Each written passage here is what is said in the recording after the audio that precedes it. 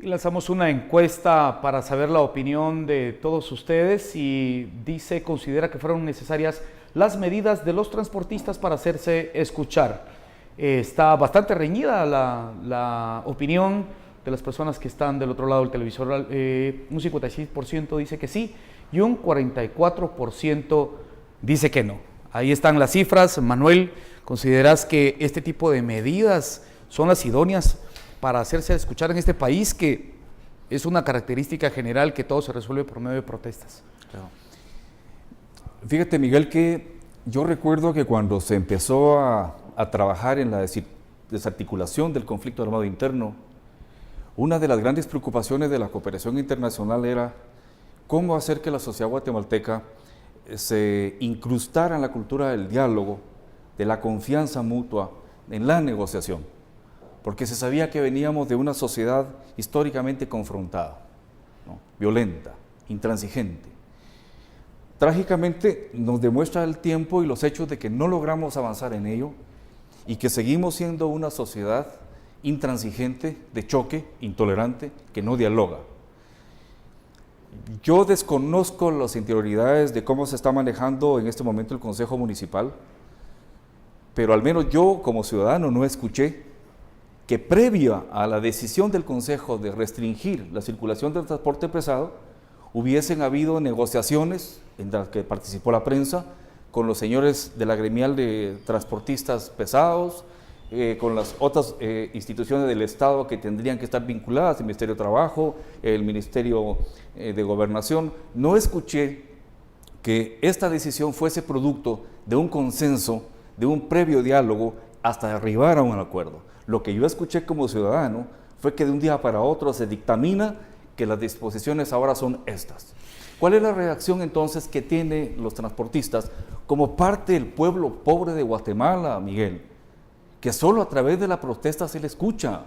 Entonces, nosotros no podemos satanizar una protesta cuando sabemos que el café que llega a tu mesa, que la medicina que está en el hospital, es producto del trabajo de estos transportistas que en condiciones tan adversas lo hacen día tras día. Es decir, mi síntesis, mi experiencia, mi conclusión es de que no podemos seguir teniendo gobiernos nacionales o municipales autoritarios, que es necesario que se entienda que el servidor público es sirviente de la sociedad y que debe haber diálogo, que debe haber consenso antes de hacer una imposición que nos llevó a perder 3.600 millones de quetzales. Y como pasa con la minería, y como pasa con el cultivo extensivo, y como pasa con las hidroeléctricas, es decir, el conflicto está presente porque las autoridades no hacen bien su trabajo. Sí, hay opiniones de algún sector muy conservador que opinan o que opinaban que si los transportistas se salían con la suya, pues posteriormente podría ser Codeca, posteriormente podría ser el sindicato de salud o el sindicato de educación. De cualquier manera se siguen dando las manifestaciones. Cecil, ¿vos consideras que es necesaria esta medida para poder hacerse escuchar en este país? En este país, definitivamente. El mismo expresidente Portillo decía que para poder conversar con él había que llenar la plaza con por lo menos 100,000 gentes. Y nos pasó el año pasado, por lo menos 100,000 gentes fueron las que sábado a sábado y contribuyeron a un cambio. Pero es un cambio además de cultura, de mentalidad, de ver el mundo y comprenderlo y actuar en consecuencia. Este problema lo causó la municipalidad al tomar una decisión, el alcalde, que lo conocemos como es, de autoritario, que cree que todavía vive en el siglo XVIII, ni siquiera en el siglo XIX, y esta es una cultura permanente en nuestro país. Los presidentes toman decisiones sin tomar en cuenta al pueblo, y por ejemplo vemos aquí también cómo otros intereses se meten en el tema. Vemos al hermano del presidente haciendo una propuesta para construir un teatro en un determinado espacio del centro cívico, donde entre otras cosas se planeaba que fuera la central de distribución del transporte público capitalino, ¿verdad?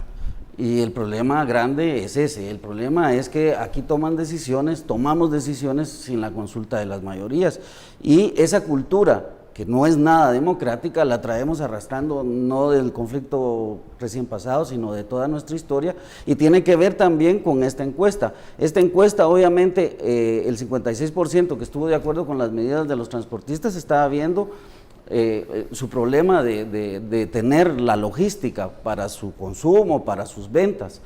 Pero la realidad es que las personas de la calle poco les importa la suerte de los señores conductores.